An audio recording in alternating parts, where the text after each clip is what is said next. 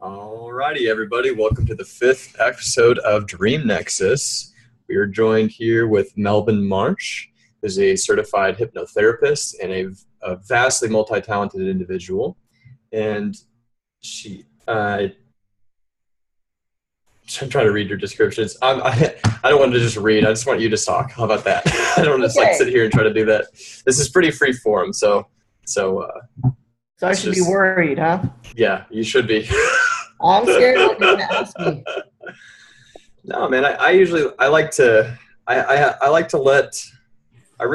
the conversations flow naturally. I'll be definitely asking questions, but I like to kind of create an organic conversation. That way we get into a lot of the deeper topics of things without dancing around stuff so much. Sometimes it's just when things can be free form, things come out from people that otherwise wouldn't. So I should be worried, is what you're okay. That's what I'm saying. I'm in trouble. So let's tell my audience a little bit about yourself. Okay, well, I'm about 35 years old. Well, and at 35 years old, I have basically done almost everything in my life. I am on my, I believe, 4th business currently. Wow. I have, multiple bachelor's degrees, multiple math. I'm about to apply for my 2nd master's degree.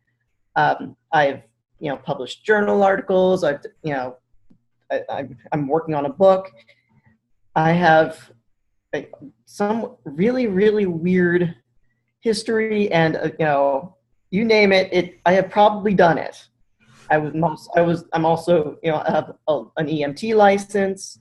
The hypnotherapy thing is probably the most recent thing with me.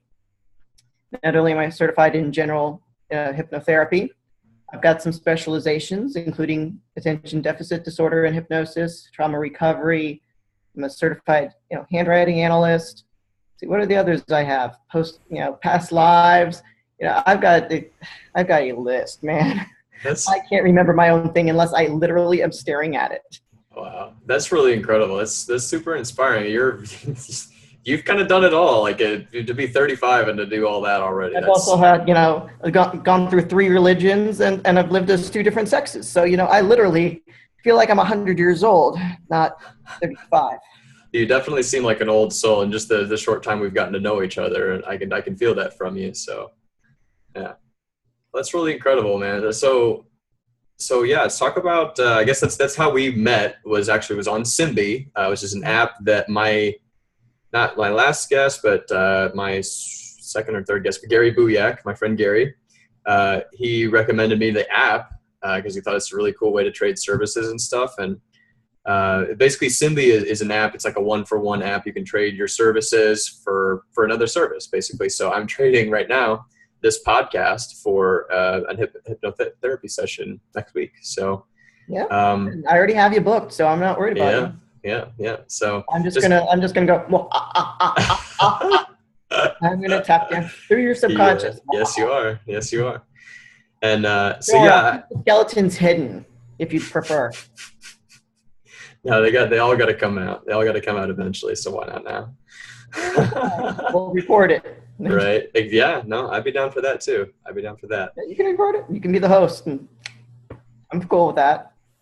Whatever you want to do. I've never experienced hypnotherapy, so it's a totally new thing for me. I've never done past life regression or any of that stuff. So I've heard it's really awesome and really effective for a lot of the people that do it. And I'm sure you can attest to that. But heaven help me, can I attest to some of that? Yeah. I've seen some weird stuff happen, including experiencing weird stuff. Yeah. Oh, yeah. There's a lot of really crazy stuff in the human subconscious that's just you really never hear about too much in the daily, in the day-to-day, but you pick around in somebody's brain for long enough and you get them in a state where they can just let it flow. You'd be surprised what comes out of somebody's mouth. And even in my shows, I've noticed just the depth of the conversation takes a really weird turn sometimes, where it's there's this innate knowledge that we all have about just existence. I feel like it's something we're all connected to. We're all basically the same being. So it's all something we kind of tap into. And then in that moment, it just kind of flows through. and you just get some of the most beautiful nuggets of truth sometimes, or just like really great insights that, I don't know, it's crazy when two people can phase lock like that, what can come out into the reality, and also how like other people hearing that, how it quickens them sometimes too. It's amazing, like how the things that you're going through, or you're trying to figure out or learn or understand, you can guarantee there's at least a dozen people going through the same thing right then, and you're not alone in that at all. And that's actually another big reason for this show, is like going into these somewhat strange topics that I find extremely fascinating, and trying to find the truth in it, and trying to find the connections that we can kind of bring some of these things to ground for a lot of other people to understand them without thinking it's woo-woo or out there, or, you know, any of that this stuff is readily available for us to learn and to grow. So, and then, yeah, so I was stoked to meet you on Simbi and support the gift economy. And this is kind of what that's about, is there's another form of currency that can be exchanged between people besides just money.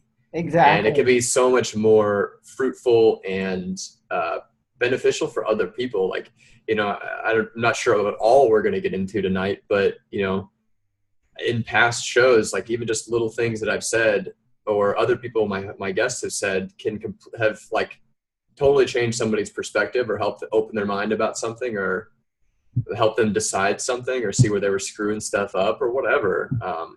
So it's, I don't know, it's just it's a very worthwhile thing for me to do. And it's just, it's a chance for me to help people succeed in their own dreams. That's why it's called Dream Nexus. It's a network basically of dreamers and inventors, adventurists, explorers, whatever. Oh yeah. So yeah, I'm totally down with that. Half of what I do is basically some type of adventuring or exploring. Right. So both in my real life and in my professional life. Right. It's sometimes like there's always a real big kind of blend between the two. I mean, obviously it's, but how your practice in one aspect of your life can blend over in a way that you didn't expect in another area of your life, just because you gained a skill, or you gained confidence, or you gained an understanding. You didn't even realize how it was going to apply later in a completely different situation. So, but yeah, tell me a little bit about your specific hypnotherapy, or like what your kind of wrap is with that. Maybe even an interesting experience or a recent experience you had. I don't know. Okay. Well, the name of my practice is After Hours Hypnotherapy. The reason it is called After Hours Hypnotherapy is because, first of all, there aren't that many hypnotherapists in Augusta, and which is where I'm based out of. But when they are around, they're mostly working a normal, 8 or 9 a.m. to 5. Mm-hmm. First of all, I'm a night owl. Let me just be blunt about that. Mm-hmm. If somebody calls me at 2 a.m, I'll probably pick up because I'm probably awake. So let's be real here. And I hate mornings. So if we do say 10 a.m. to 11 p.m., which is my normal business hours for 5 of the 7 days a week, it gives people that otherwise might not be able to actually get to hypnotherapy a chance to actually make a block of time out. Right. If they can get during a normal, business day, great. If not, I have an available option. Mm-hmm. I also, of course, do virtual, so that's even easier. Mm-hmm. And then they just need to worry about the time. They don't even have to care where I am in the world. Mm-hmm.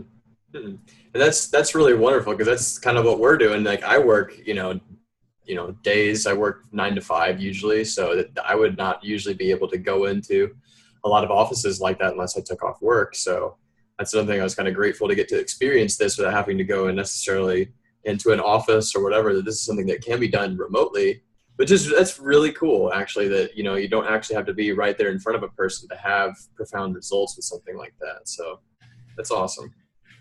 I know when I go I previous to this was in medical school, and that was an 8 to 5 every single day.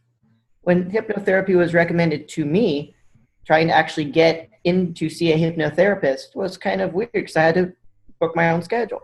Mm-hmm. So goofy, I had to work around this horrible schedule. And I was always actively competing for the 7 o'clock spot.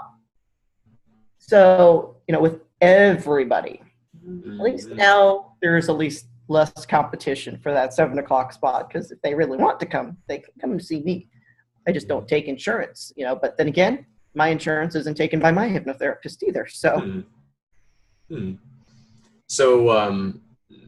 So like how much, like, what are hypnotherapy sessions usually, like how much, because I really have no idea how to quantify it. The cost varies. Usually you're paying for of course the experience of the hypnotherapist. There are people that go to a weekend training and will come out with and attempt to charge $100 an hour. Okay. But they've had a weekend training and they are not qualified, certified professionals. Now, we do have a union, which is, I know, why do hypnotherapists need a union? We do, in fact, have a union. I swear. I'm a member of it. I have a badge somewhere. It's not on me because we're not, it's not a big deal. And I'm at home and I don't want to wear it. And, I charge, if you're coming to my office, it's $150 for a 50-minute therapeutic hour. The difference is I actually have an actual diploma. Yeah, you're a pro. You're an actual pro. and from a nationally accredited college of hypnotherapy. That means 300, lecture hours. And then I had to do a 200 hour internship to get certified.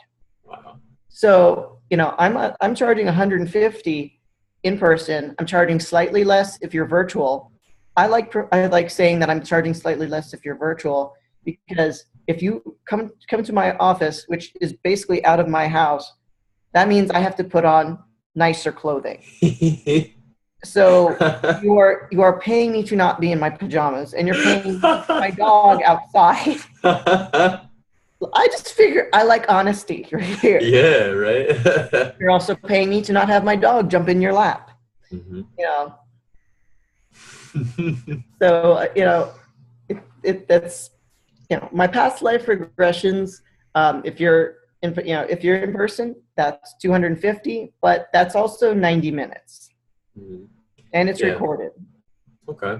Yeah. So if you can't remember the whole session, that's cool. You've got a copy of it. And that's really, that's really interesting. Huh. That'd be weird to listen back to. I imagine it probably is for some people. Like, what? What was I saying? Yeah.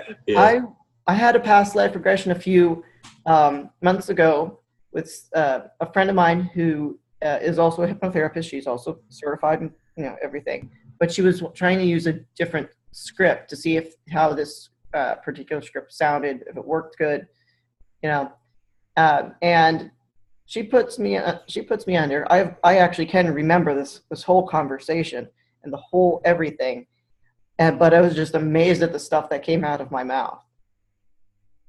And I think she was equally as amazed as the stuff that came out of my mouth. So it was kind of was fun. But I think those are really, really fun. They're crazy, and you never know exactly what anybody's going to say. No. I think that would be really interesting. If we can do another episode sometime in the future, I'd be down to trade another podcast for some actual, like, past life regression. I'm happy to do it. That would be interesting. We already know that you're getting a session. I don't think you told me of what. You can tell me when you're not recording. Sure. Well, we had talked about hypnotherapy, so that's probably what I'll start with. And because I'll do that, and I'll probably record it as well. And I don't know, depending on what comes out, I don't know if I'll post it or not, but I can definitely talk about what I experienced, and that's just more things for my guests to look at, and it's just and kind of tease you about. Yeah, exactly. I recently converted the file of my past life regression, converted it to got to something that was a little bit better for YouTube, and uploaded all 3 hours of this session. So So anybody who's really, really bored can hear me talk about being a shaman in a past life, or the never-ending babies that were being born to my wife in ancient Rome. Yeah. So I was sitting there going, I can't even, what? What do you mean there's another baby? I was very, very astounded. Not as astounded as the hypnotherapist that was giving the regression. So, you know, some of my guests may not even really know what past life regression therapy is. Could you speak a little bit on that as a certified professional? Certified professional. Yes, I am certified past life therapist. Past life therapy can be performed by any qualified hypnotherapist. However, it does tend to be better if you get somebody who has a few more hours of education in this. During a past life regression, what we do is we take you, relax you as much as possible. Do a nice induction, get you very, very calm, and as you become more and more calm, I'm going to start to lead you, not necessarily specifically lead you saying you were a shaman in a past life, but talk you through, an induction, have you focus on a question, and you can go and lightning.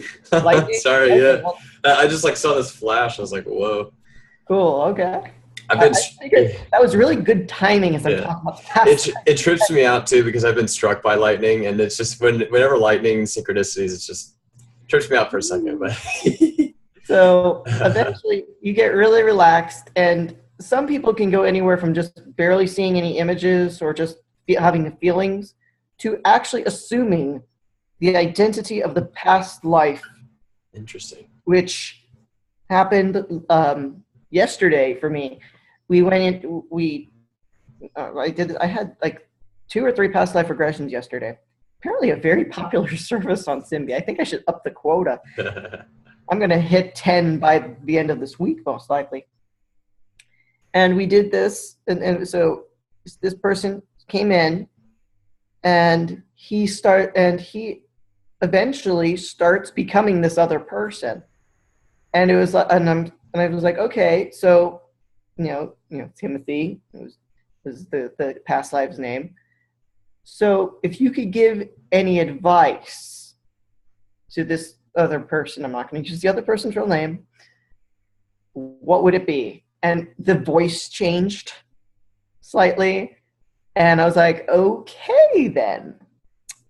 Okay, Timothy, well, thank you very much. Do you think he's going to understand what you just told him?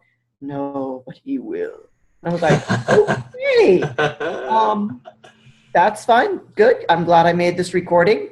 And then I woke the guy up and said, were you still together when this happened? He's like, yeah, that was weird. I'm like, yeah, it was. Here's your recording. It's about to get weirder. Yeah. He's like, yeah, I can remember most of that. Oh, honey, you have no idea what you just walked into.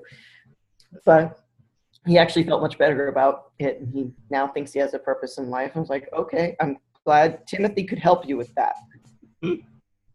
Timothy kind of scared me slightly, but okay. I'm happy to help you. So, this is actually one of the more entertaining sessions I could do with anybody. First of all, it's actually very easy on my end. I don't have to do all of the work. The client's just telling me what they're seeing. I might be asking questions, but it's just, you have to know exactly, when to have the client move to a different, part of that life or a different life entirely. So I have to keep an eye to see when they're getting really upset. Okay. Now, does that typically, so if you were to hang on to it for a little longer, do they typically get upset, or what usually happens? Depends on what they're experiencing in that life. I try to estimate what they're feeling so that I already, if, for example, if you're in a battle, okay, let's pretend you are and this idea is coming out of the top of my head mostly because I just read something about it. Let's pretend you are in the 11th century, you're in battle, and you're trying to protect your son, who's only God knows where. Do you think that you are going to get a little bit anxious? Yeah. Okay, then. Yeah, I believe that. Yeah. I need to keep an eye on you when that happens.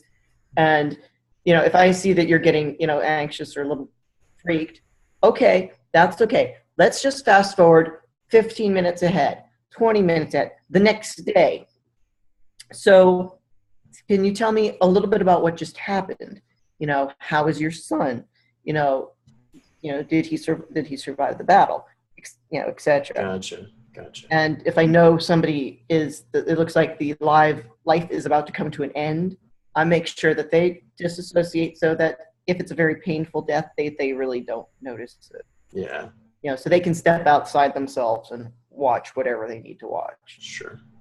It'd suck to experience the same death like over and over again. Oh, at this point, I probably have it. At this point, who knows? Mm-hmm. Mm-hmm. So you probably have a really interesting perspective on like collective consciousness and like time, I imagine. So would you like to get into that at all? What are your perspectives on that? On which part? The time or the collective conscious, unconscious? Which, by the way, I wrote a paper on really about 10 years ago and got it published, which I didn't read. 7 years. Well, I wrote it 10 years ago and or longer, and then got it published at some point. But I guess you should have gotten and looked at my CV. Yeah. There's a link to it. Okay. But I do believe that there is definitely some truth to some form of collective, consciousness or unconsciousness. There are just too many things that, too many different cultures have similar stories. Mm-hmm. That there has to be something there. Mm-hmm. So I did study a lot of Carl Jung. So I do think that we don't know all the details, of course. No. Yeah, I wish we knew all the details. But there is definitely something there. Mm-hmm.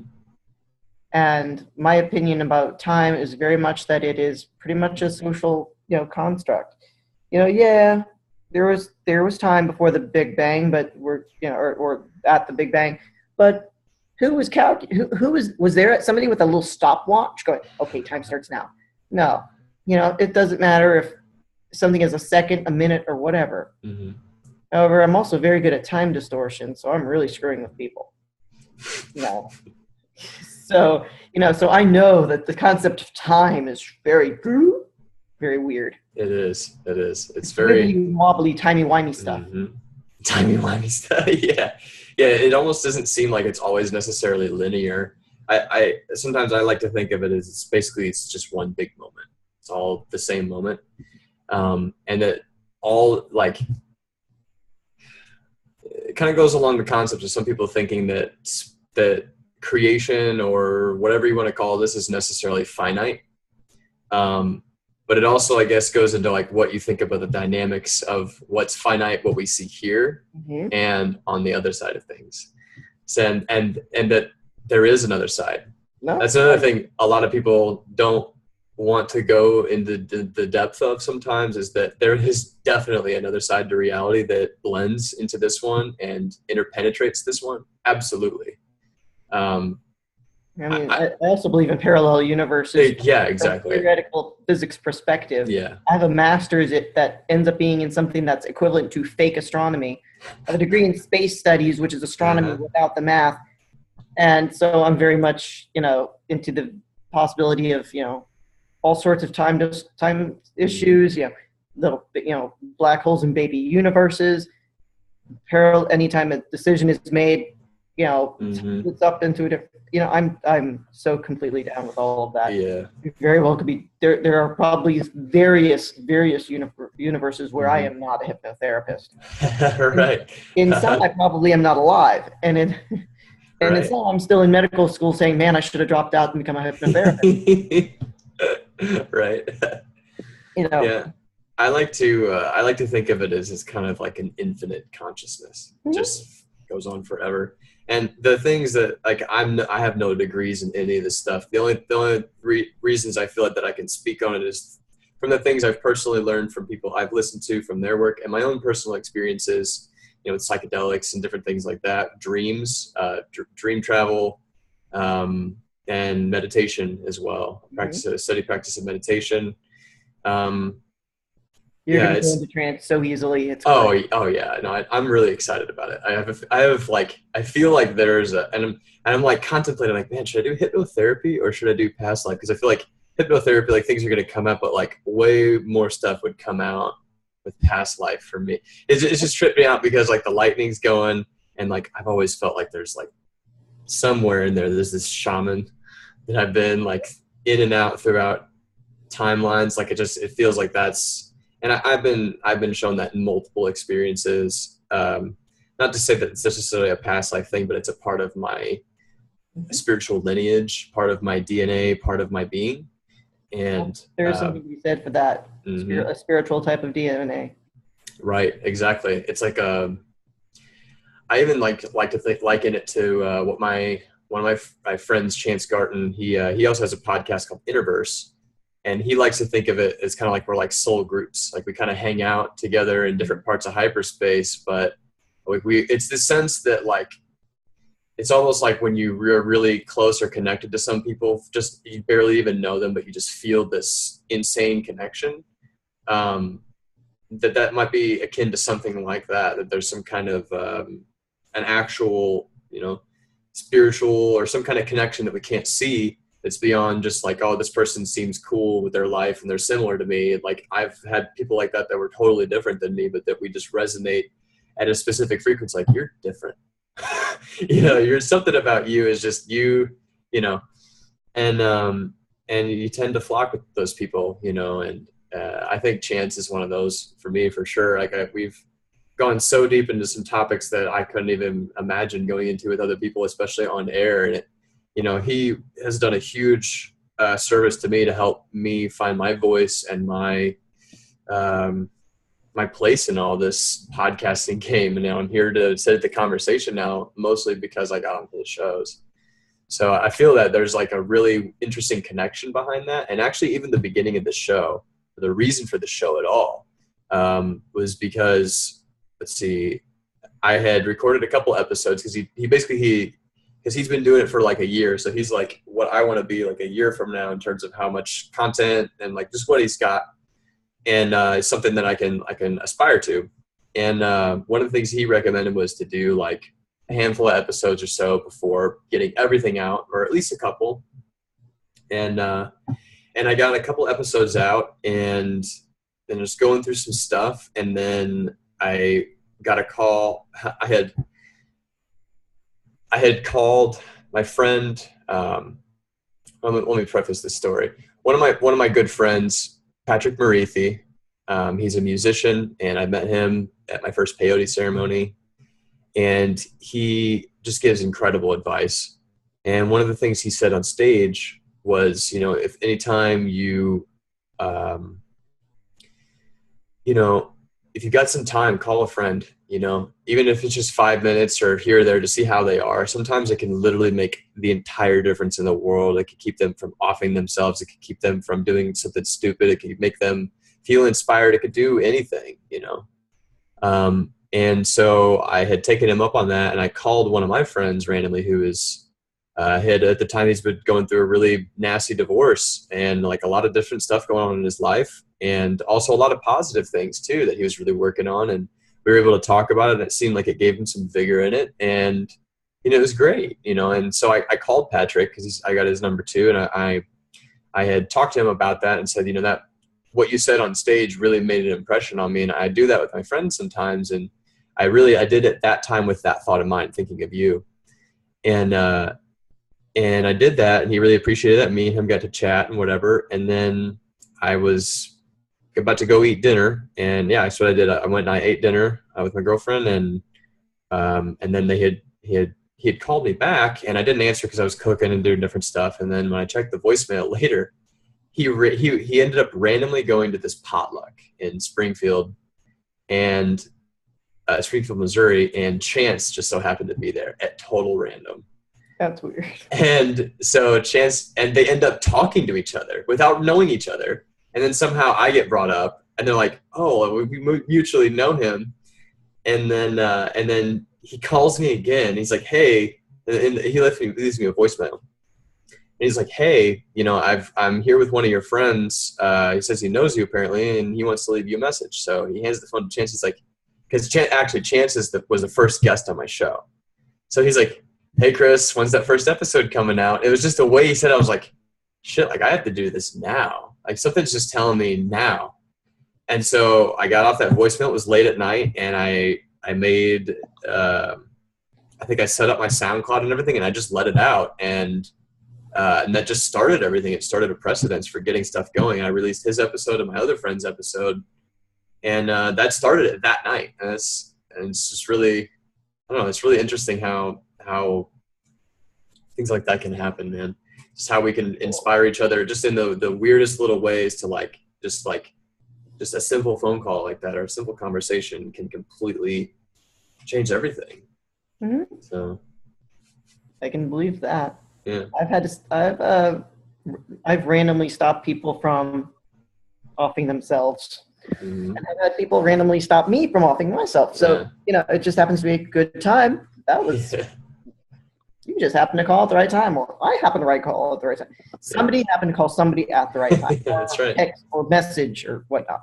Yeah. Actually, normally if people call me, I will look at the phone as if I'd never seen it before. Mm-hmm. So, mm-hmm. Yeah. And that's another thing too, is I've noticed that when certain friends that are like closer to me, like part of that, what we were talking about before, like that soul group, that I will get a feeling, like I'll feel like I need to contact that person. And it's like, what's that? And that kind of like gets back to the collective consciousness. And like we were saying earlier, soul group and everything, that like, there's really something going on with that we're a lot more connected than we think. And that there's also some things I've been learning about telepathy too, and how that we can really be connected to each other without at all having to be close to one another. And that lends credence to this collective consciousness idea that you can throw out a wave and instantly it's felt, Yeah, I actually one time got a phone call from somebody, and they said we could literally hear you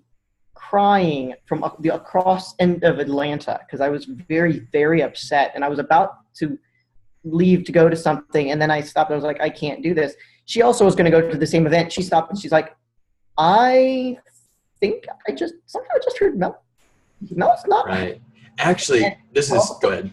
Sure enough, she calls me up and she's like, what happened that I could hear you from there?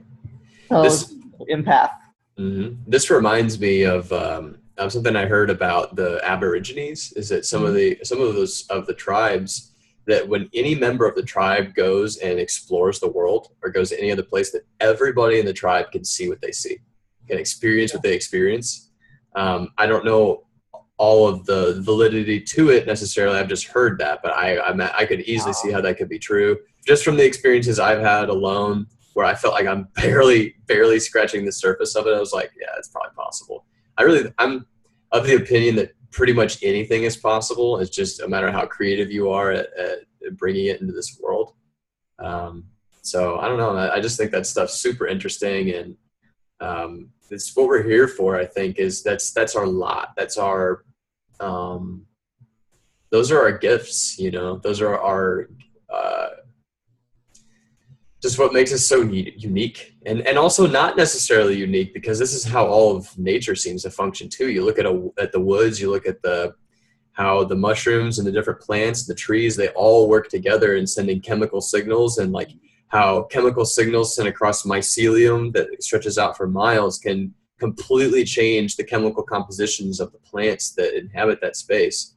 It's insane, like the level of symbiosis that goes on in nature, that I think that because just of the different ways we're encultured and separated from that nature and that connection, that we kind of forget about. But we do have that connection.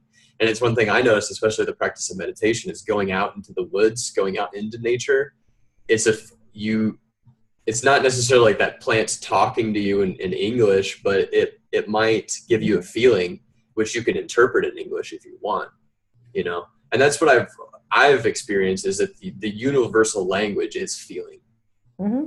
I can agree with that. Yeah, that's something that Urasol, on Chance's podcast, he is one of his more recent guests, has experienced, some telepathy with animals. And it's kind of the same thing, because they literally can't talk. So it's like, you really only have feeling to communicate with, or expression, which I've also learned that that's all kind of part of it, is that even like your expression and your face could be an indicator of where you are in that headspace. Like, okay, yes, go here, don't go here. Yes, go here, don't go here. And I've even, the guy that was on his show talked about having experiences with horses, and I've had an experience with a horse. It was at my first music festival, and it was my first time I had done LSD too, so I was in a very sensitive state, and I could just feel this horse's heart beating from like 10 feet away. I was like, oh my God, this thing is so sensitive to every feeling. And I don't even need to be on any form of drugs to get that. Oh, of course not. Of course not. I've literally not taken any illegal drugs my entire life. I've not even smoked a cigarette. Wow. I can feel the horse. See, that's beautiful, man. Yeah. Like what you said right there, but like, because a lot of people think that you have to go far out to like find out how to do these things, but this is what we are. It's just learning the skills, and sometimes we all arrive at these things from different experiences, but at the end of the day, it's still the same experience. Mm-hmm. So when you can learn how to actually use it naturally, it's that much more powerful too, and less easy to be misinterpreted, because you're also interacting with another sentient being. That's what I've realized is also the plant medicines. They're highly sentient beings, like completely, like so far out of our normal conception of understanding. I was talking to my friend Gary about this today, about how like really when you break it down, like a plant is able to distill the essences of life itself, of specific mineral properties and a specific like way of being. And that is like a master of alchemy. When you really think about what that is as a sentient being, it's just sitting there meditating, knowing exactly what it is all the time. And that's just beautiful. And like, then you take that into your body, something that damn well knows what it is, and you're not really sure what you are. It can definitely stretch you out a little bit, and expand you to see like sides of reality in yourself that you wouldn't have even imagined. But at the same time, I've experienced that they can show you how to do that yourself if you learn. And that's the most important thing, is to actually integrate what you learn, because until you do, it just throws the same situations at you. And like, it's crazy how they literally get into your life, because they're in you. They change your DNA. First off, they completely change who you are. I've experienced that with the peyote, is that it fundamentally changes your composition to be in some ways more like it, because you take it in, but also how to complement it and how to form a symbiosis with it, which is really a beautiful thing that you can actually do, is you can form a relationship with a plant, with the spirit of a plant. Now you sound like my friend Caitlin. Yeah. She's like, hold on, let me get more house plants. Like, are you communicating with all of your house? Yes. At once. Okay. Right. But what you said though about not like, you are living proof of that you don't have to do those things to reach these certain states. And that's really inspiring for some. It's really inspiring for me to find that there's a person out there that like legit, is doing that. And several of my family members can do it to lesser extents. My grandmother, I swear to you, to this day, if I'm in trouble, she knows. She is in a different state. Mm-hmm. But she always could tell when, like, I missed, like, for example, maybe waiting for, my boyfriend to pick me up or whatnot, and he didn't come on time. She could tell. And I was like, dude, how on earth are you? You know what? I'm just going to stop asking questions. And she'd say, so can you name the three shapes I'm thinking of? And I get them. And it's some of it's just either natural or my entire family's insane. It's one of the two. Or both. or both. I mean, In all fairness, you have to be crazy to become a hypnotist. I mean, let's be real here.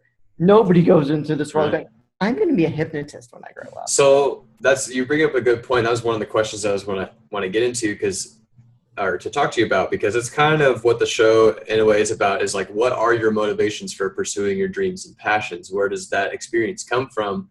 Because a lot of times, like, what gets you into it, it's like, that's your foundation, you know, and a lot of people are going through those same experiences or similar experiences, and it really can help them when they find somebody that's able to transmute that into something that is beneficial to them and can fuel their life. Because that's what I try to do, is show people who are living their passions and really enjoying what they do, and to show that that's possible, that there's many ways to get there. There's no right or wrong way necessarily, but that there's your way.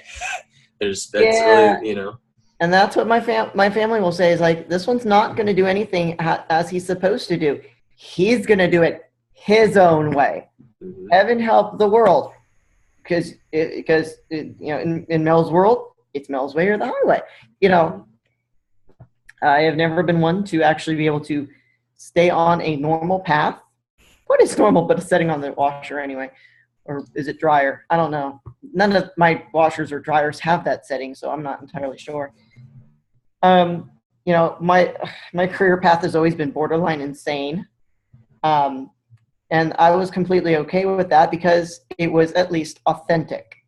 Mm-hmm. I was authentically weird. That's fine. That's key. That's really key. I literally have more majors and minors than probably anybody in the history of the world ever has a right to be. And none of them are related to anything else that I have in my life, including my master's degree, which was not in anything that I majored in undergrad. Not even close. But as for how I ended up in hypnotherapy, I eventually wanted to pursue medicine because at the time, you know, several years ago, right after I got out of my master's program, I had a really, really bad medical phobia. So I was trying to work on getting over it. And then it turns out that one of my other friends, who's also transsexual, died because of really bad medical care. So I worked my butt off multiple years, redid an entire another equivalent of a bachelor's degree, took the MCAT 3 times, applied 4 times, got into medical school, and then they decided my anxiety was a problem and sent me to a therapist. The therapist said, "Why don't you try hypnotherapy?" And I said, no. And eventually went on a leave of absence from medical school because I got sexually assaulted and then robbed multiple times in a very short amount of time. And finally was like, my anxiety is going through the roof. I need to learn more. I went on Groupon because, all things can be served by a discounted rate on something. And ended up finding a hypnosis course. And I said, well, that's kind of cool. I want to just learn more about it. I'm that type of person that I want to know what you're about to do to me before you do to me, Mm-hmm. So this was actually an introductory hypnosis course. It was like 30 hours. It was kind of cool. And I was like, that's really neat. And I was like, after I felt the history of hypnosis course, I fell asleep 4 times. Apparently I was just going into trance. But when I completed this course, after learning how to stay awake through these lectures, I contacted and looked for a therapist. While I was waiting on his wait list, because that man books out, I love him to death, but he books out like crazy. I went and took yet another hypnosis course because I was like now really, really interested. And I did find I had a knack for this. I accidentally put a friend of mine into trance while doing my Passover Seder, which was kind of interesting. And I was like, am I really seeing what I think I'm seeing? And I altered the tone of my voice and she came right back up. I was like, interesting. And I relayed this to my tutor. And she was like, oh, you definitely have a talent. You weren't even trying.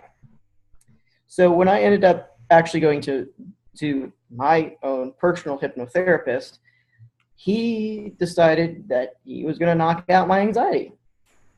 he knocked out my anxiety over and over again. I now no longer have even the thought of an anxiety problem. I'm not entirely sure I could actually have an anxiety problem.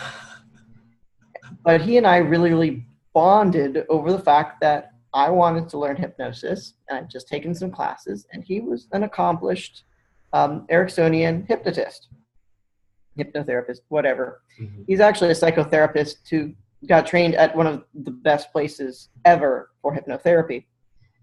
And I attempted medical school again, and I was at the point of, I don't care to deal with half Meshuggah anymore. And I taken part of the loans that I got from medical school that was supposed to pay for, my housing expenses or my books that I already had paid for the first time. And I put it towards an advanced training course, a year-long course.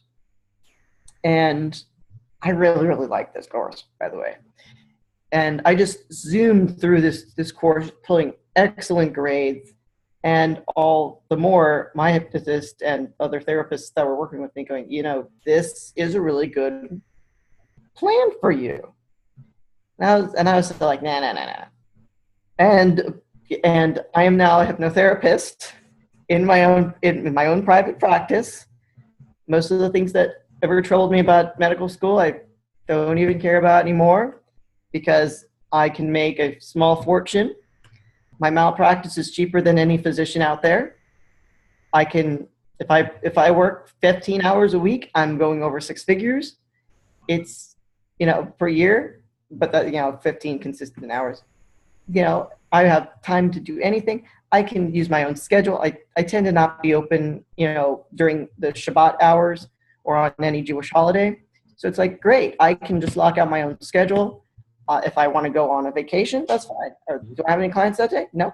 Boop, boop, boop, boop. Don't have to worry. I don't have to ask for permission. Since most of my stuff is on Skype, it's or Zoom actually. I do Zoom. It's a HIPAA compliant platform. So any lawyers that are out there, I swear I'm using Zoom. Anything about me using Skype? Not at all. And I don't have to dress super nice. I can wear pajamas. Nobody would really notice. Provided I can wear pajama bottoms. My shirt, just provided it's at least okay. I can just sit here in my nice comfortable chair. I don't have to worry about crazy weather outside. Any in-person people, they come to me. I have enough time to work around another school session because school really is one of my other big passions. I will love to learn. My God, if I could just be a professional student my whole time. I would hope so with as much learning as you've been doing. Oh yeah, and you don't know all the details before you land those degrees, man. You just say name it. I've probably done it. Yeah. Or might have almost minored in it. By the time I left undergrad, I had 2 majors, 2 minors, and I almost finished 3 other minors. And I did that in 4 years. Wow, that's insane. My undergraduate college, I think this destroyed them because they no longer let people do what I did. They're like, you can have 2 majors or a major and a minor. You can't do. You're like a glitch in their system. They're like, no. Yeah, they're like, no. This Mel stuff's not gonna fly now. And me, I'm all like, you jealous, bro? Right. You just wish you could have done that. But this is, kind of the only thing that's really the problem about being a hypnotherapist is that, like any other business, you have to get clients and you have to get patients. And it's, I've been a business person 4 other times in my life. I've been a professional marketing person. I left that to go to medical school because I hated it so much. And I'm basically doing some marketing stuff, but at least my own stuff. And I can pimp out a lot of other things if I can. So did you make your own websites and stuff? I actually threw together one that was really, really quick and then used Simbi to to get it look like it's no longer GeoCities 1994. Because I can code by hand. I can code in 3 different. I can go. So you can code too. Damn. Yeah, I taught myself 3 different computer languages. What are you, dude? That's awesome. I taught myself 3 different computer languages in high school in the early 90s. So I was actually trying for another one, but nobody would ever give me the compiler. They just gave me the book. So I had to memorize things and to see if it would actually work. So I actually do code. My husband, by the way, no longer codes. I'm just pointing this out. Works in IT, doesn't code. But I, quickly had somebody else whose skills were more sharper, do more with that. Just like I'm not a graphic designer. I use Simbi people to say, "Can you make this for me? I want to create on my hypnosis." So I think I need to utilize Simbi a little bit more. I've since getting into it, I've seen more of the potential with it. That's really out there, and then there's nobody I've seen doing podcasting. There's a few people on Simbi. Right, I'm sure they're there. I just haven't personally seen them yet, but so that's what I mean. Is it's kind of it's a hole that needs to be filled there. So I could probably end up I didn't even think about doing like podcasting in exchange for marketing and stuff like that. That's genius. I could do that for this and for my other businesses, and it's a really good idea. I definitely am going to be using Simbi more often for sure. Yeah, when I first saw it on Facebook, I was still trying to get my certification hours. And I looked at that and I was like, I already got to get these hours. Even if I could just get 2 or 3 off this website, it'll be great. 200 plus deals later. Yeah, I saw your deal. Your deals were like so high, and I was like, wow, that's. I started in February. I spoke to members of the Simbi team, and they're like, "Yeah, you're putting us all to shame. You could say your power used." So you're basically and like almost every single thing I've top of Simbi right now. Have gone. You still there? Yes. Okay, there you are. Sorry, it said my internet connection was unstable. Yeah, it said I talked about Simbi. My computer was battling. Right. Almost every point I earned off that went directly back into my business. So, yeah, it's crazy. So when I finally told my tutor, hey, I finally got my hours, and I also got this done, that done. She's like, how on earth are you getting stuff done so fast? I was like, oh, I'm using a barter exchange website. Yeah, that's a really good idea. Dude, I got that. It is. Let me explain to you what I just did. And then I started listing stuff. And she's like, oh, maybe. So list, can you list some stuff, man? I mean, like this is real. Like people need to understand seriously how to actually use a gifting economy and how it can be like possible to like really do some awesome stuff together if we can just like actually, engage with platforms like that. So you are a living example of that, of somebody who's gone. Go ahead. So many things. Okay. I'm actually gonna see if I can happen to find the list on Facebook where I just listed everything I got from in just 1 week, and I'm gonna see if I can happen to be lucky enough to quickly see that, because I was just doing it and it was just so fun. They actually. People were like, you are crazy. And I was like, I don't care. Okay, let's see here, dude. It couldn't be that far. It was fun. Okay, so this was a post that I put on Facebook, my personal Facebook, not my business Facebook, that my current Simbi deals will get me an interview on a TV show, a radio interview, 500 pieces of data entry from my mailing list, a flyer, 11, blog posts, some reviews, Twitter promotion at a naturopath's office, a banner for World Hypnotism Day, voice lessons, 100 recipe book, gift for a friend, spell work, 9 pieces of artwork, clothing repair, and a birth chart reading. My put out for that was 8 hypnotherapy sessions, an advanced handwriting, and a hypnosis lesson. So that was, let's see, hypnosis lessons plus the hypnotherapy, that's about 9 hours.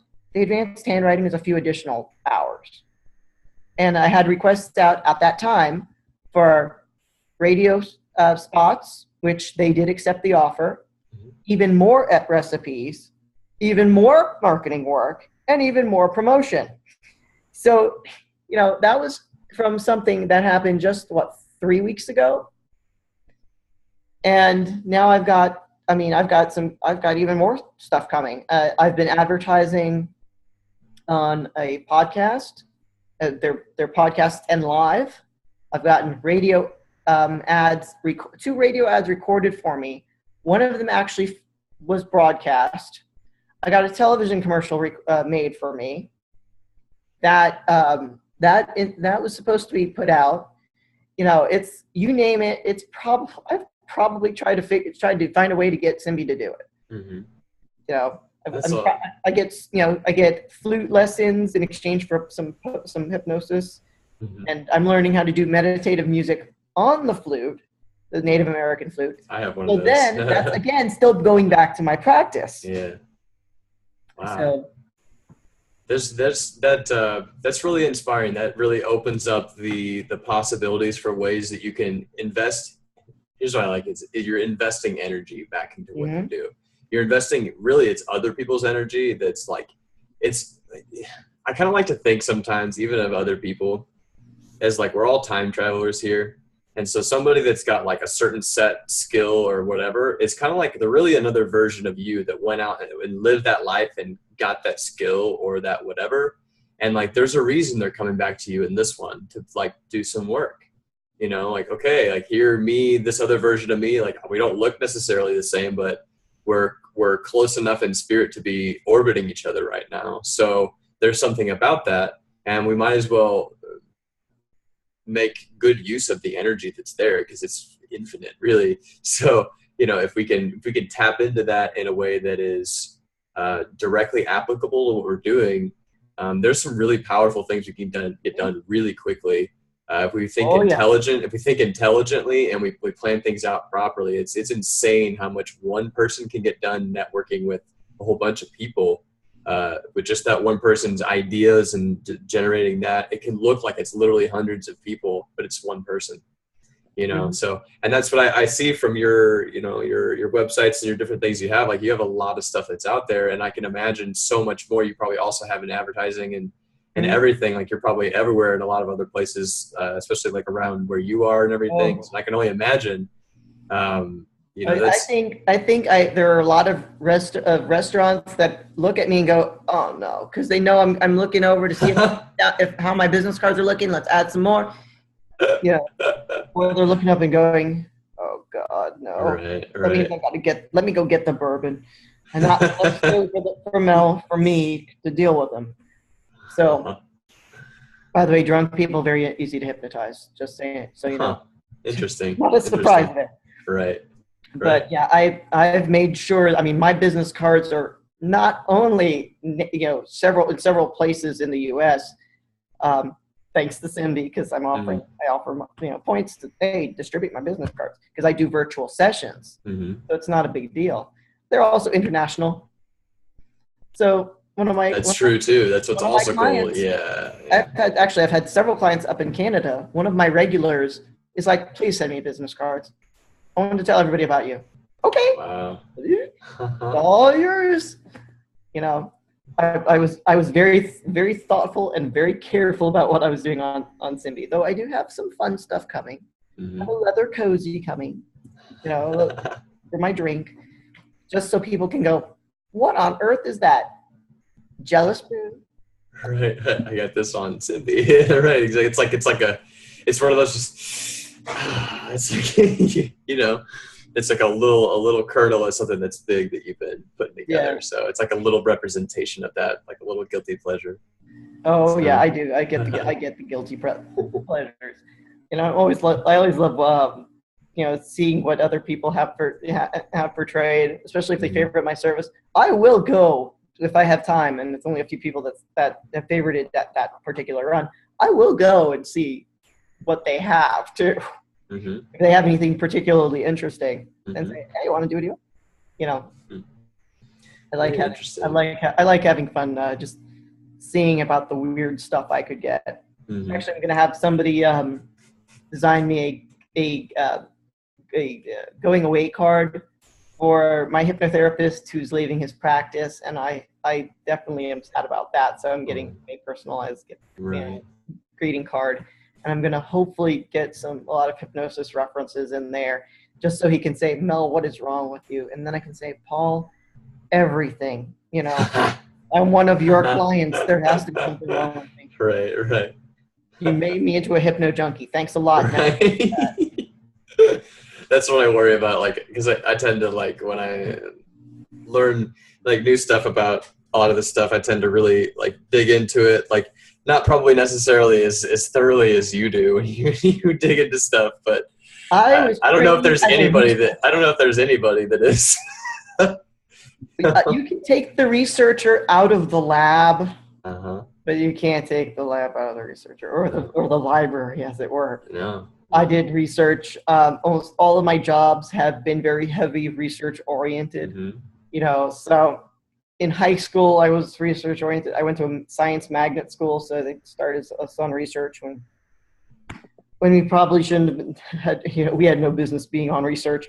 You know, so I've been doing that my entire life, and read, write. Hypnotherapy helps let me have the money to have some fun with my research and write whatever the heck I want. If I want to write, if I don't want to write, that's fine. I can sleep or do hypnotherapy or do whatever, or do recordings, you know, play on my flute, do meditative music, you know. But I'm actually really pleased at the stuff I've gotten, especially since February. Well, I'm really glad that we got to talk on, like, you know, I figured it's like you use it real well and stuff. From what I've seen, like you use it a lot. But, you know, Simbi's really new to me. So like I was really kind of wrapping my mind around it. So it's really cool to be talking to literally like one of the people that is making the most out of it, for all of its intricacies, not just, you know, doing stuff to help people out, but doing just like trades because it's fun and weird, you know, like for obscure things, just to see what you could find. And that's part of like being human. That's so fun, is like just going and doing things that have never kind of been done before like that, where it's just like, fuck it, why not? Like, that's fun. And it's cool that you get to have the time and to just do that, you know, and because you've just gotten used to the platform, that it makes it enjoyable to go and do that kind of stuff. And so I definitely will be using Simbi more. I'm sure when I put this out, maybe like somebody would like this for some kind of advertising, who knows, but like you're literally living proof. Simbi's like, no more for this guy. That's my point. Yeah, exactly. You know, if people happen to like, you know, contact me to ask more about hypnotherapy, that's great, you know. Which, like, I would recommend, you know, any of my like guests or anything like that. Of course, I want to try it out for myself before I can be like, yes, it's absolutely this, you know. But I'm sure for next week. That you do. So they will actually see the proof of it from me, you know. So I'm very interested to share that experience, and I don't know if I'll post the actual recording or not. That might be personal, but I will definitely talk about it, you know. Because you can record, since it can already be on your computer, and you at least have a good mic, unlike some people I've been recording with. And I'm like, guys, I have to be able to hear you if you're doing a past life regression. People tend to get very quiet during those, and they tend to speak. But I can hear you if you're whispering. So with that, like, what I need to, because I may or may not use this mic. I've got this headphone mic that may be adequate. I don't know. If my something like this. If I can hear you, that looks like it's what, like I did this. Some of my first episodes with Chance, or my later episodes with him, I used this. So I mean, I've recorded podcast quality with these. It's not the best. It's not as good as this, but it's kind of funny actually. I was using these, okay, at the same time that Chance was using this. The first time I went and did the episode at Chance's house, he gave me this microphone. He's like, I don't really use it too much anymore, so why don't you just have it? So it's kind of funny that That looks like the microphone I purchased not that long ago for whenever I decide to do a podcast. Yeah. Originally, I was going to be doing that earlier. You totally should. Just do it, dude. I think you'd make a really, really interesting podcast. You're a very inspiring individual, and you have like just this, like a work ethic or like this mentality of like, you're going to fucking like get into something and understand it no matter what. And you just know you're going to do it. And that's, my husband hates that quality of me, by the way. But that's a great quality because so many people are really actually looking up to that. They're looking for people that are around and be like, who is like really giving their all and being 100% authentic with what they're doing, that I can like learn something from, because there's something really to be said about being authentic and like shining through. It's very attractive. It's very like, it has a lot of energy. It really does. It has a very specific quality to it that is really enjoyable to a lot of people, and it's really inspiring too. So, yeah. I have everything ready for the podcast, including a name, which I got up with somebody helping me with on Simbi. They helped me with the banner art for all of my YouTube channels. It's like one of those. I was going to get some advice, and then I was like, crap, I've got so many other things to do. I have to postpone this. Sure. So it's like, and at least I know Simbi will be there when it's ready. Mm-hmm. It's just like, oh my Lord, I have to do all of these other things now. So all the paperwork of running my own business, getting my malpractice. Mm-hmm. My brochure marketing was originally going to be much smaller than it was. Now it has expanded. So it's like, oh my Lord, can I get these marketing brochures out first? Now it looks like I'm going to send out like 700 of them. I'm like, oh my God, can I do this in 100 chunks? Maybe just 50 chunks. The mail person already hates me. Let's make this worse. That's how it is. Mm-hmm. So one thing we didn't really get to talk on too much was your in some of your description, as well as how you identify your gender and everything. I find that to be super inspiring. So would you talk a little bit about that for my audience as well? I am a female to male transsexual. Means I was born female. Although you can make the argument I was never really that female, but on the birth certificate it does say female. So we'll go with it. And I never felt that I was. If you ask my family, they were like, yeah, no, that one was no. We wish, no, it wasn't. And, I asked for a section. I knew I was a boy when I was a kid, and when I was like 3-4 years old, I got backhanded and got knocked unconscious. I then later asked for a sex change at 10 when I found out other transsexuals existed, but I was told that you can't have it going your way. Which, in the early 90s, you really rarely did hear that much about female to male transsexuals. Mm-hmm. They existed, but not to the extent that they do now. So I did go off and I got married at 18. My husband, bless his heart, actually said the reason he married me was because I was unlike any woman he'd ever met. Yeah, I wonder what that is. So I ended up, as a stepmother to 3 kids by 18 because I was insane. But I need to get out of my house. My family was driving me insane, and I think I probably would have killed myself had I remained. They were also trying to marry me off to somebody who was really, really not very good for me, as in was forcing himself on me type. Oh no, that's not. So jokes on everybody. I married his friend, who is not nearly that pushy, at all. He's like, yeah, whatever, I don't care. I ended up pregnant, despite the fact that none of us thought we could have kids. I was told I couldn't have kids. He was told he could no longer have kids. And Mother Nature has a sense of humor. Mm-hmm. I had literally just a few months prior came out as trans. So I was, living socially part-time, at least as a guy, as I'm getting myself together. And then I became pregnant. Thanks, Mother Nature. You're very, very funny, aren't you? Okay, in all fairness, I only had sex one time that month. It just happened to be when I was ovulating. I know that was too much TMI for your listeners, but Really. It's like one of those, dude, really?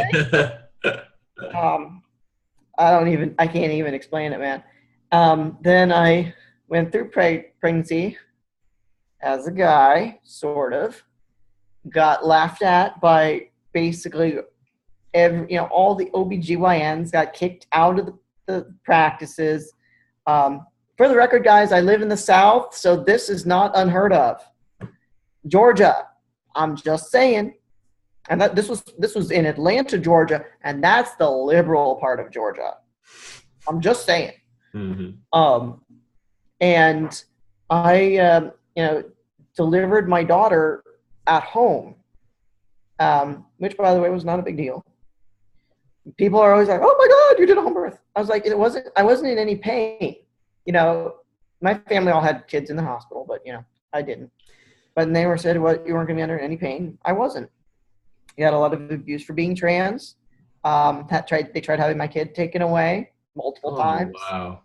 And when my daughter was about 6 and I was, as far as I knew, no longer under investigation, I started to medically transition. I went through the therapy, got my name changed, got my chest surgery, and went on testosterone. And I am a little fuzzy. You think? I think I've got a nicer beard than you, maybe. Yeah. Mine's real short right now, but yeah. And trust me, hair's everywhere. Apparently, I look vaguely like a gorilla, and that's okay. And so I've got this, male identity, and most of the time, I still get mammed all the time, but that drives me crazy. Mm-hmm. Since I identify as liking men, and I'm married to a guy, I do identify as gay. My husband identifies as straight because he likes women. I'm sorry, honey. He married a man in a woman's suit. I apologize. Okay, sorry, not sorry, but it happens. Right. So I have spent a fair amount of my time dealing with the trans community. I left it for a while because a lot of the trans groups tend to get very, very political and tend to be, at a point, very, very whiny. And at a certain point, I no longer could deal with it anymore. I had my own problems. Sure. And, they're all coming to me to help them fix them. And I'm like, you've got your own therapist, man. I cannot be that person for you. And I'm not going to, so I basically went on trans burnout. And, I never stopped identifying as transsexual, but just dealing with a lot of other trans people, just too much. I can deal great in a smaller group, but if too many people start whining and stressing, I will just completely freak out. Mm-hmm. I deserve calmness in my life. Yeah, you do. And I do have a high tolerance for frustration, mm-hmm. which has been claimed by many, many people. Any person that gets jerked around by the chain for 16 years to convert to a religion, has a high tolerance for frustration. Mm-hmm. And, I don't, so if I'm finally saying, dude, enough is enough is enough, man. Yeah, you can't be a therapist and be, completely, be able to completely be walked all over, but you can't be able to be yell. You don't want to yell at anyone either. You've got to be pretty chill. Mm-hmm. I wasn't even a therapist at that time, and everyone was using me as such. So it was something. Boy. That's a lot of weight. It's like, because it's already a big deal for you. It's a huge part of your life, and like it's also that for everybody else. It has that same weight to it, and you're like, it's already really heavy. I'm trying to, so I can yeah. And at the time, I had 4 kids to pay attention to. I had And you did all this school and I was in undergrad and then went to graduate school. So wow. this was all happening at the same time, helping my husband run his business, and which I was vice president for, because obviously how many people are you going to have, and then starting my own business. So it's like I don't need anybody else's stuff, and then trying to keep the investigations off my tail, because this is Georgia and we don't like your kind around here. No offense to anybody else in Georgia, but I'm a gay transsexual Orthodox Jew. This does, who's also a hypnotist. This does not work well for me to be here, but I don't like being north of the Mason-Dixon line because I don't like the cold. I'm originally from Miami. I find it interesting, one, that you would happen to be a guest on my show at this particular time, and that we get into this topic is, I've been watching the show with my girlfriend called Transparent. Have you heard of it? I've heard of it. It's off Amazon, I think. Yeah. I know, we're into season 3 now, and like I've learned so much about the just like the dynamic. I mean, like, not saying it's a TV show, know everything, but it's a really good show, and it talks a lot about the realities of living a trans life, and that basically it's all revolving around the father figure in the family. He's like in his late, he's about to be 70, and he decides that he wants to be wants to transition to be fully a woman. He's always felt that way, but he hid it from his children his whole life. And so it's just really inspiring. And they're also Jewish too. Like their whole family is Jewish. So I just think it's kind of funny. That would be that. I'll tell you something. It seems that there are more transsexual Jews than, especially Jews by choice. I converted to Judaism. I know an obscene amount of transsexuals who convert to Judaism. I can rattle off at least 5 people right now. Because I'm already thinking I'm just saying the posts I've seen, just today I've got however many Facebook friends, and just some of my more popular people, they're all converts to Judaism and all transitioned. Why do you think that might be? It very well might be because I'm not sure most people know this. I mean, I know a lot. Okay, let's be real. I know a lot of people don't know this. And certainly my rabbis didn't know this. But Judaism actually recognizes 6 genders. Interesting. And before you ask, yes, I did write a paper on this. And yes, I actually did put divide it into sections, and it did get published on a blog post, on blog posts. I wrote that, and actually I got a scholarship to go to Israel, and that was my payment. I had to write this 12-page paper on the 6 genders of the Talmud. So Judaism is pretty accepting of a lot of stuff. That makes perfect sense then. Yeah. Wow. Basically, I mean, let's see. Somebody, it was also on Simbi, said something like, when he came out as gay, it was like, that's nice. Just pass the Krugel. And I was like, yeah, pretty much. Although they did say I was the first transsexual that any member of my Bet Din, which is a Jewish court, had converted. So I was the first one for each one of them. And it's funny because one of the rabbis actually cross-dresses. And I was like, really? Apparently he really was the best person to have me. No wonder he's unfazable. The one I was worried about, he cross-dresses. He made a prettier, let's be real, the man makes a more beautiful woman than I ever did. That ticks me off. Dude, I was an okay-looking woman. That man, when he's dressed, he is beautiful. I'm like, I'm just jealous of you. Just stop. I just find it to be super inspiring and courageous it just lends more credence to you being your authentic self. Like, this is literally like, this is who you are, and there's nothing you can do about it to change it. And that's just beautiful. That you are like unafraid, uninhibited, anything about any of that. Like you are literally entirely who you are, even though to some people that's, possibly strange or possibly whatever, whatever their judgments are, but you don't give a fuck. And that's awesome. And that also inspires people. And I hope anybody that's listening, that's on the fence about something like that, to just fucking do it. And don't not be yourself for another second in any capacity or whatever it is that you're doing. It doesn't have to necessarily be your gender or whatever, but like being authentic is really one of the most important things you can ever do in your life. I've been learning a big deal about that lately in like ways that I have and have not been authentic and didn't even realize it. But like, I was realized that there's a lot of ways I've treated my life like without a full effort at some things, or without a full like expression of my being because of laziness or fear or different things like that.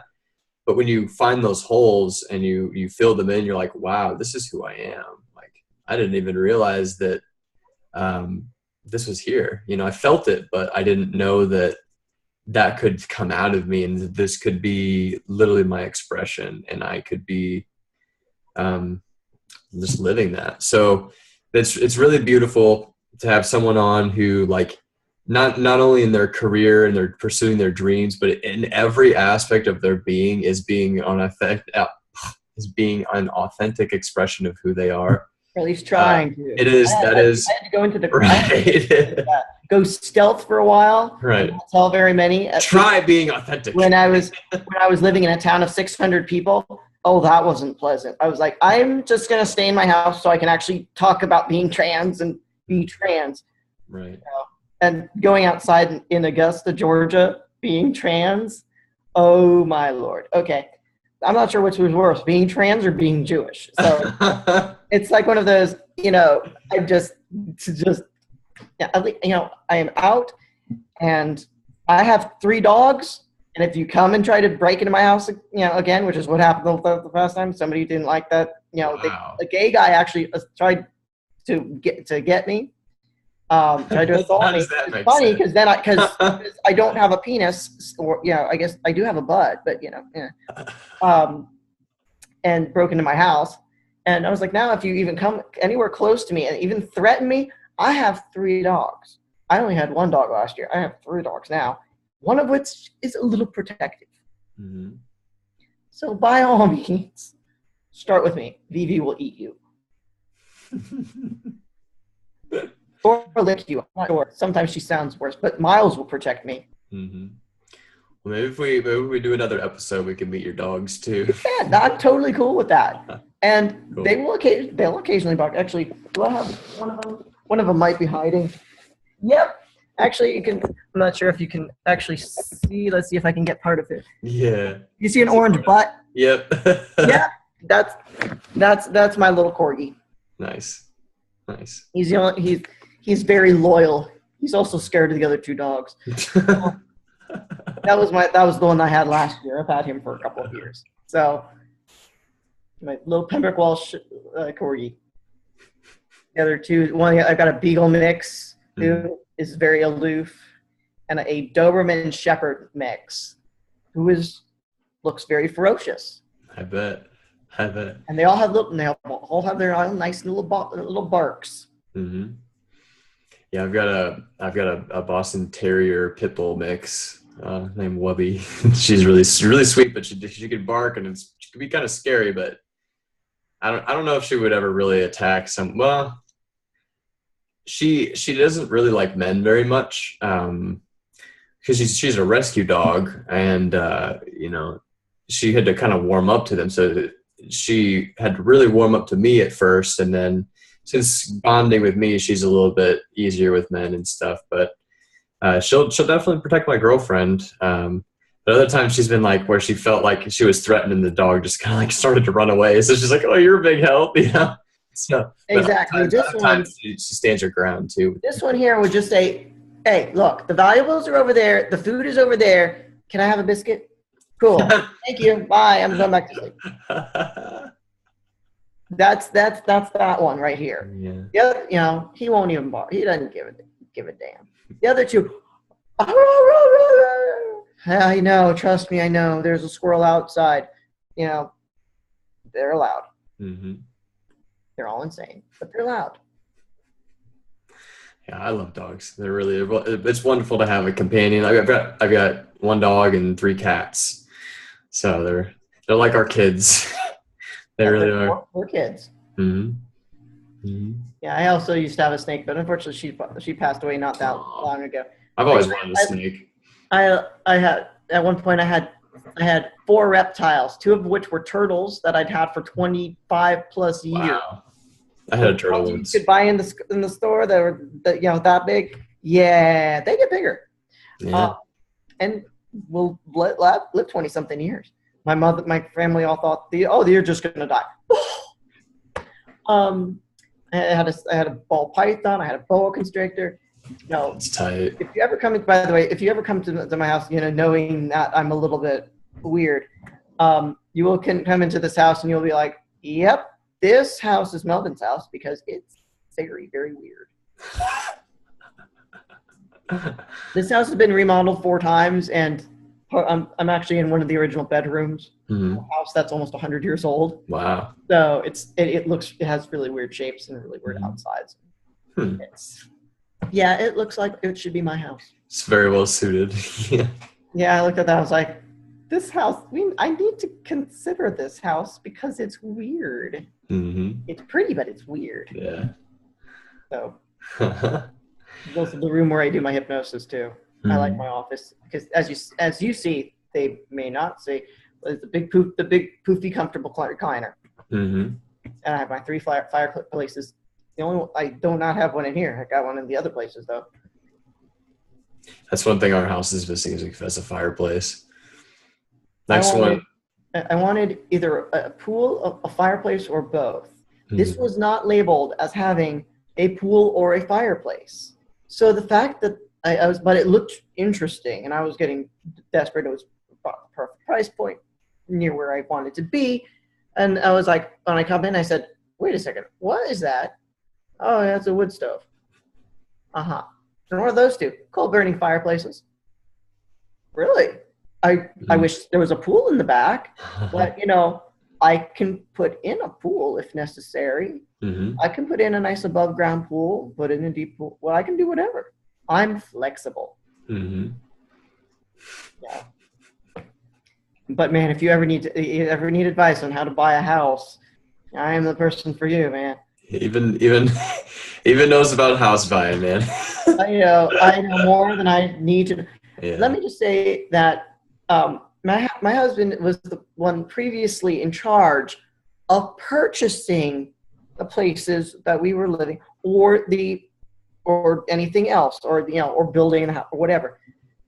He had no insight in this stuff, in anything when people were doing this. And when my medical school told me I had to buy a house, I swear to God, they told me that as a condition of returning, which of course didn't work out anyway. I learned more about buying a house than I ever wanted to learn. Mm-hmm. I had to research my own loan stuff, make sure that, Frank is actually a veteran. So I was like, yes, you can use your VA loans. Like, and it was just back and forth constantly. Now I'm like telling him how to, like, this is what you do. And he's like, how did you learn so much? I had to fail. I was putting 40 hours of work a week into trying to purchase a house. Oh, wow. More than anyone else. Oh, my gosh. Oh, put in. I think I was doing more research than my realtor at a certain point. I was like going out at 2 a.m. to look at houses, like to do drive-bys in the neighborhood and such, or doing paperwork at 2 a.m. Oh, wow. It was crazy. Yeah, I'm kind of a night owl. It's like that too. And like, I'm a night owl, but I also like mornings, but I also don't like mornings. So it's like whatever one I feel like being at the time sometimes, but I love morning time, but I hate getting up early. It's okay. If you stay up late enough, it becomes. And that's what I like. I honestly like it. That's my favorite thing to do is be up and like having already been up to watch the sunrise, then go to sleep, then be awake and still have a day and then watch the sunset. I like to be able to watch the sunset and rise and like on that cycle. That's what I enjoy. Is like where the end of your day is when the sun is coming up. That's a lot of fun for me. It feels very transcendental. It feels like it's weird, like it's not entirely normal. So it's like this twilight zone kind of state that I really enjoy. And I'm just a night owl. You're just like, that's just what I just see. It's just the sun's up. Yeah, my father used to work a 3 p.m. to like 11 p.m. shift. Mm-hmm. So, it's like having a goofy schedule is kind of the norm for me. Mm-hmm. My grandmother, I think to this day, gets like 4 hours of sleep because she falls asleep at 1 a.m. and gets up to 5. Mm-hmm. So she's both a morning person and a night person. Mm-hmm. Do you know that can happen? Yeah, that can actually happen. That's kind of, yeah. And me and my mother, do not speak to us before a certain point in the day. Mm-hmm. We will eat your face. My mother, the rule is do not talk to Laura before 9 a.m.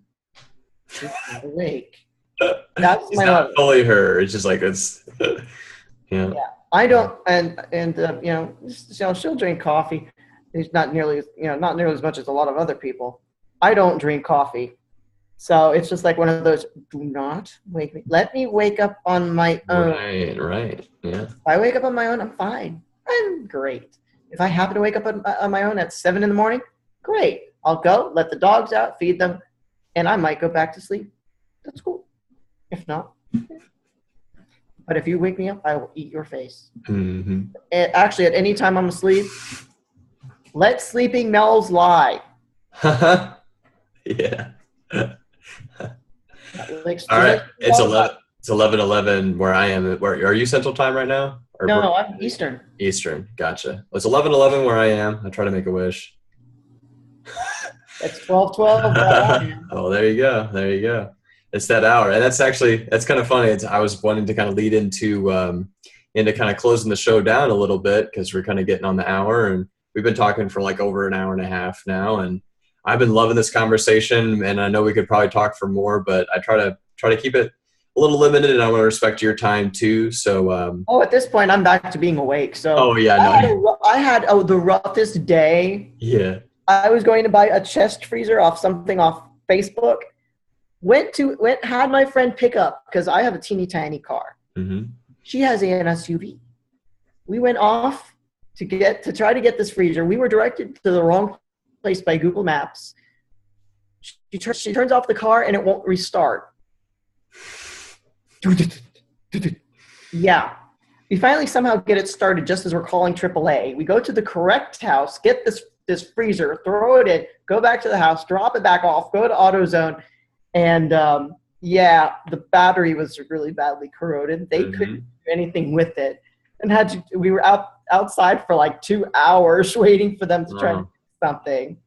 It's hot in Augusta. Uh-huh. Then we had to drive to this other mechanic who I got from Simbi. Thank you very much. Wow. Simbi needs to be paying me for this and us for this, actually. Yeah. Actually, in all fairness, I'm a Simbi captain, so I'm eventually going to be getting points for this. Mm-hmm. Dropped that off. Went back home, waited for our car to be picked up. So basically, I've been running around all day. Mm-hmm. So it's like, oh my God, I can sit down. Yeah. I'm glad you shared your precious moments of relaxation with me tonight. That means a lot, man. I appreciate that. Yeah, I'm just happy that, you see, I'm under a fan. I'm in a fairly cold room. Mm-hmm. Got a fan. I got air conditioning going. Actually, I'm under a blanket. Don't judge me. But I'm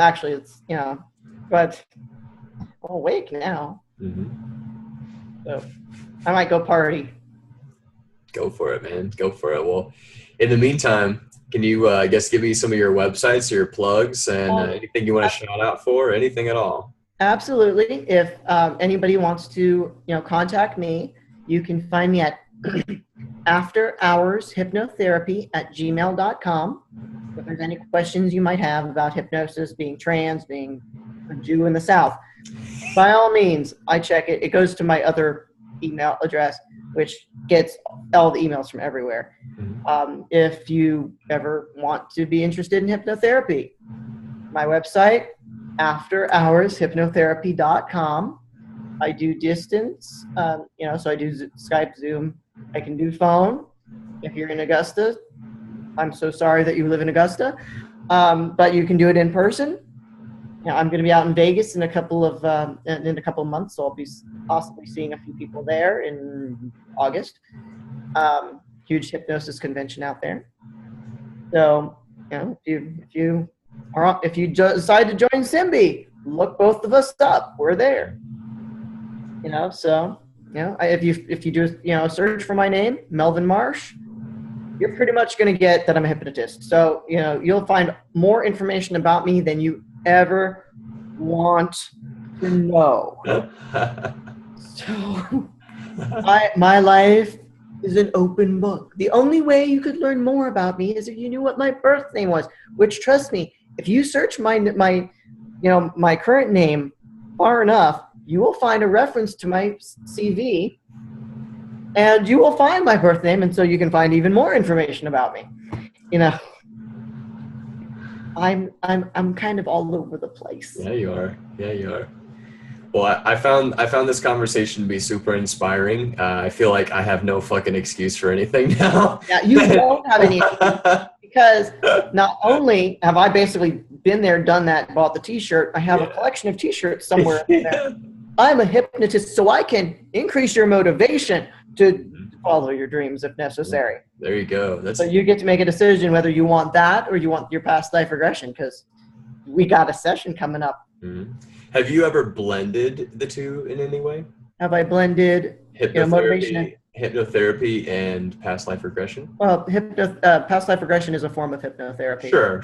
So it's just a different technique. If I want to find out what the cause of, say you have a type of addictive personality, I can certainly go back and see if anything is very, very obvious in any of your past lives. Okay. One of my Tuesday appointment, apparently her question was, I don't know what her question was, but because I said, formulate whatever question you want the answer to, because I've been working with her on stress, on smoking, and the only thing we've established is that she's stubborn, really stubborn, really, really stubborn. Have I mentioned she's stubborn? Yes, Nika, we are talking about you, or I'm talking about you. And she did a past life regression. I don't know what question she was asking, but one thing we did establish: man, is she stubborn in the other two lives we expected. She was like, girl, and she's like, I'm so scared to actually show my husband this. And when he popped up, I said, she's stubborn. She's got something to show you. And she's like, how many Simbi points will it take for you to not tell him? More than you have. How many points do you have there, Nika? I have no filter. Be lucky I don't post it on YouTube. Right. No, I would be interested in whatever flows. Like, I have a really malleable consciousness, so you'll find when we get in there that if we need to do some work on a certain area, I'll be like, okay, go. Like, this needs to be addressed. We'll go into it, and it could be a blend of the two. However it goes, I'm open to that. I'm more than happy to do it. Cool. Well, I just like knowing where I'm starting with. That's all I ask for. Right. Exactly. That's why I have a past life regression one and a guided meditation and the other one. I just like really knowing where I'm starting with, because anything can turn into anything else. Right. That's basically what I was asking, is if that's kind of how it goes. It can. It's because of your focus. If you're focused on past life, you're going right into it. You know what I mean? That's how you're spending the first 20, 30 minutes instead of spending the first 20, 30 minutes going into hypno and then into past life. So. Well, I do the same induction that I do for the normal hypnotherapy session. That's how I start the past life regression, and then I do an additional induction. Okay. The point is that we have to get you calm, and if I don't know that you've been in trance a lot, I'm going to do a progressive relaxation on you. Most common, the way to do an induction. People love it. Let me tell you. and it gets you very, very deep. And now, you know, when I'm doing this other induction, it's really a stacked induction of sorts. You're just gonna go a little bit deeper, and it's gonna make it much easier. Now, if you're somebody I've worked with for a long period of time, okay, fine. Remember remember that feeling of trance that you had just last week? Yeah, you remember. I want you to go back to that state. And then I will start the past life induction, because they're already there. And you see, you got to hear a little bit of trance voice. There you go. Nice, very nice. Well, I'm very much looking forward to it. I'm looking forward to it too. Yeah. All right, I can't wait to post this. This has been so much fun, and I've really enjoyed getting to know you, and I'm just super inspired by you. Like I said, I have no excuses after this. No, you don't. And Neither do any of you. Put up at least 2 more offers up on Simbi, just so you can get an additional, like that, you know, whatever status the next badge is. So you have more things, so you can negotiate. Mm-hmm. Yeah, I'm gonna have to definitely talk to you more specifically on like the dynamics of how to actually really use Simbi.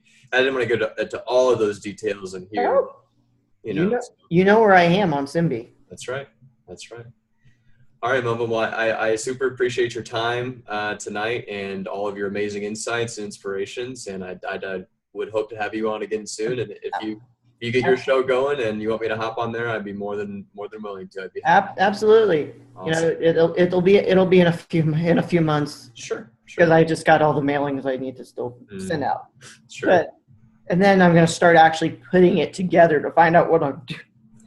Things have drifted from where I was originally going. And I was like, okay, that totally destroyed that plan. Let's move on. Right. Well, I can't wait till it comes out. You'll be one of the first people to probably subscribe to it. So. Well, it'll be on YouTube and probably wherever else you get your fine podcasts. I don't know. I haven't actually decided where else it's going besides YouTube. Right. Alrighty. Well, I'm going to go ahead and end the recording. And thanks again so much for your time. And hope to have you on soon. Thanks, Melvin. All right.